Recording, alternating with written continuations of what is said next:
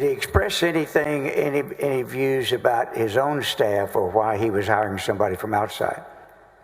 Yes, sir. He said that he was interviewing multiple people, considering multiple people for the position, and that he couldn't get his own staff would not work on what he wanted them to work on. All right. They said they would not work on it? That's correct. And he mentioned that, he just wanted to find out the truth and about what happened. Okay.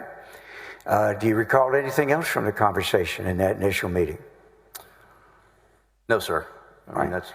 And then what happened after you had this original meeting with him in his office by himself?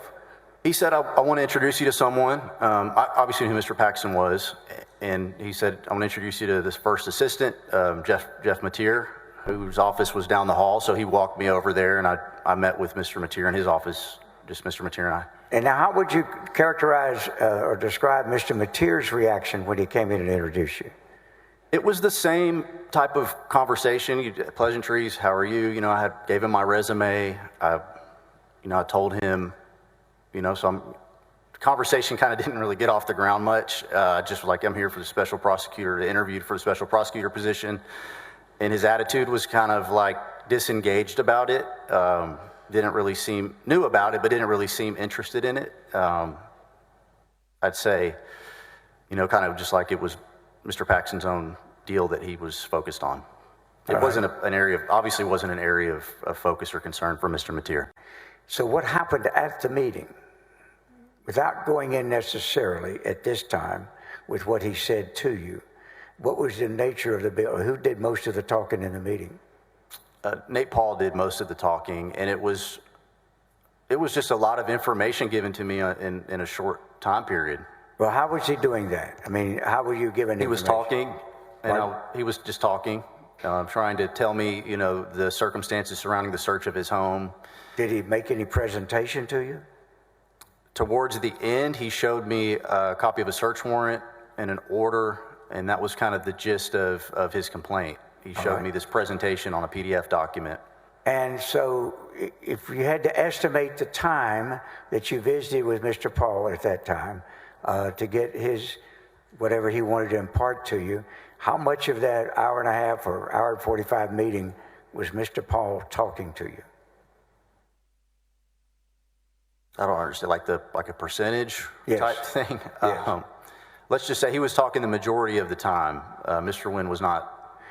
And what was your first impression of Mr. Paul? How would you describe what you saw or listened to in this meeting?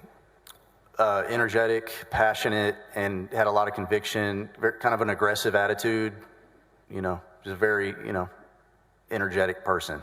And what was your reaction when you left? Let me ask you this.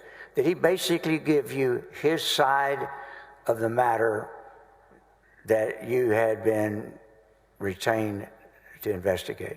That's correct. And what was your reaction to it? I mean, I was convinced by what I was shown in the search warrant presentation and all that. So when you left, to go talk to the Attorney General, had you already formed a personal belief as to what you thought was going on here? No, not a personal belief. I was just like, hey, if what he's showing me on how the search warrant was altered is true, this is a big deal. Okay. And did you, at that time, say to anybody or think that it looks like they did some bad stuff? I had not developed an opinion about one way or the other. I mean, that was my first time, it was kind of like drinking through a fire hose, just a ton of information coming in a short time. And when I went to Mr. Paxton's office after that, I told him it was convincing, and he agreed. Okay.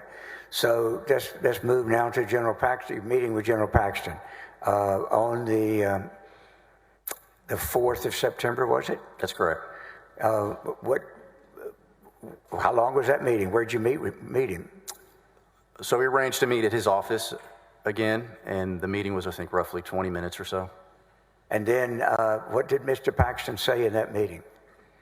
So I told him I was convinced, it was a convincing presentation of what he agreed with that. He also said that the people in his office who were not, they weren't investigating the case. They weren't working on it. at that point I had learned that there were some federal agents and people, I guess, in positions of power who were kind of involved in that. And, he made a comment that you need to have some guts to work on a case like this. And I was fired up about the opportunity to do it. Yeah. So how would you describe to the jury and the court your level now of excitement? Now that you've got a little bit of idea of what Mr. Paul says, you and the Attorney General have agreed is convincing, and you think this is going to be who did you believe you were being hired by? The Office of the Attorney General. Had you had any contact with the District Attorney's Office? No, sir. Did you at any time during this representation think you were working for the District Attorney's Office? No, sir. Throughout your representation in this matter, whom did you think, or who hired you, and whom did you think you were working for? The Office of the Attorney General. All right. And in turn, throughout all of this, who in the Attorney General's office in a position of responsibility did you consistently have your contact with? The only person I reported to was Mr. Paxton at his direction. At the end of the day, what was your level of knowledge about this? So I was told early on by Mr. Paxton that the people in his office weren't doing what he asked them to do. That's why he was considering hiring outside counsel. Right. And then towards the end of September, in this 3.5-week period, I was told by Michael Wynn that Mr. Penley had reached out to him kind of out of the clear blue for documents. And then I asked Mr. Paxton about that when I spoke with him, and he said, well, I told him to stand down. He's not working on this case. You are. That who should stand down? Mr. Penley. Yeah. General Paxton told you that Mr. Penley should stand down. He wasn't involved in the case anymore? That's correct. And that was my only other time that I knew about any of his involvement. All right. In your communications with the Attorney General, how were you communicating with him?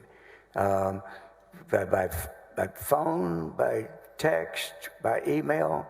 Can you describe the forms of communication y'all used?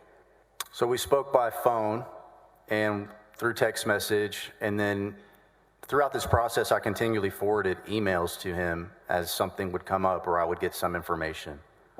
Well, did you use any kind of encrypted communications? Yeah, I think about the middle of the month, he asked me to use the Signal app, which I wasn't really familiar with at the time. I just thought it was like a WhatsApp or just a messaging You weren't deal. familiar with Signal app at that time? I'd never used it before. All right. And how did that come about that he wanted you to communicate with him using Signal app? He asked me on a phone call to download the app and use that. Did you go on the internet to look and see what a Signal app was? No, sir, I just downloaded the app. Okay. And do you recall what the nature of the conversation was in which he asked you to start using Signal app? It would have been a call where we were talking just generally about the case, kind of the status of it and what was going on. It wasn't I do remember it was not a phone call specifically about using that app. And what type of email address did you use with him? But what do you mean? Well, do you recall what the email address was? No, sir. Was it an official Attorney General's office email address? Oh, I see what you mean. No, sir. All right. What was it? His email address was a Proton mail address. All right. That I was given. Had you used Proton before? No, sir. Had you ever heard of Proton? I had heard of it. I've never used it. Okay. Now, in addition, what about the phones? What type of phone number did you have that you would communicate with him? I had the original number that he had first called me on, and then I think later he gave me another number. Around that time, I was getting calls from unknown numbers, or it'd say potential spam. You get those types of calls, and I was like, well, I don't want to miss the Attorney General's number, so I got myself a separate number and gave it to him. That way I knew when that phone rang, that was Mr. Paxton calling.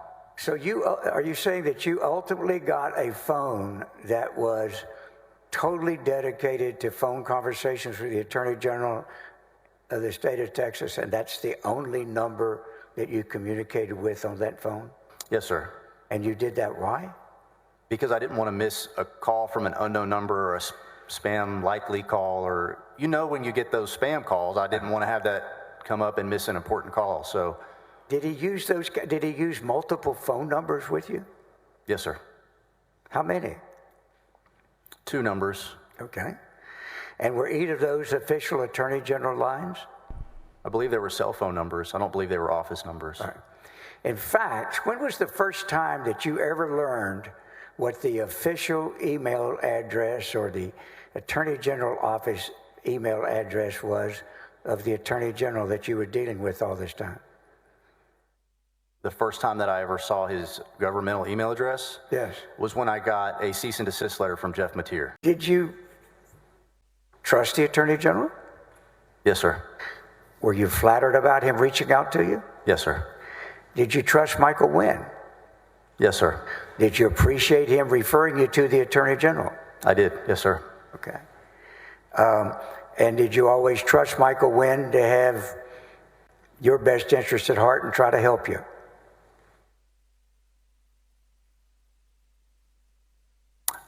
Yes, sir. I didn't have any reason not to trust him. I knew that he was Nate Paul's lawyer. Okay.